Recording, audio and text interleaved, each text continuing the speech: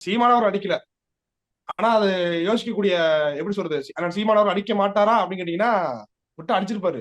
ம். நீங்க தமிழ்நாட்டில் 3வது பெரிய கட்சியோட தலைவர் வந்துட்டு இருக்காரு. அந்த வந்திருக்கக்கூடிய வாகனத்துக்கு முன்பா பாதுகாப்பு கொடுக்க தவறியது காவல்துறை தானே.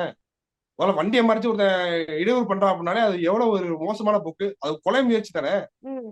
கட்சி தலைவருடைய வாகனத்தை மறிச்சு என்ன பண்ணிடுவான் சீமான் உனக்கேன்னு ஒருத்தன் நின்று பேசுறான் அது இரவு நேரத்துல. ம். இது வெறும் பிளான் எதுவும் திட்டம் எதுவும் போட்டிருந்தாங்கிறத ஒரு சந்தேகம் நமக்கு இருக்குது. காவல்துறையுடைய தோல்விதான் இந்த பிரச்சனை நடந்தது காரணமே, காவல்துறையோட தோல்விதான், ம். உளவுத்துறையோட தோல்விதான். இப்படி வராங்க போறாங்கன்னா ஒரு கட்சியுடைய தலைவரை, அது அங்கீகரிக்கப்பட்ட கட்சியோட தலைவரை இன்றைக்கு 8 விழுக்காடு வாக்கு வாங்கி அங்கீகரிக்கப்பட்ட கட்சியா வச்சிருக்காரு. நீங்க அந்த கட்சியோட தலைவரை பாதுகாப்பா கூட்டிட்டு போயிட்டு வர வேண்டியது யாருடைய பொறுப்பு?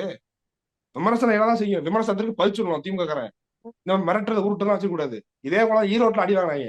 இதே திமுக காரர்கள் நாம் தமிழ் கட்சிக்காரர்கள் அடி வாங்கினாங்க.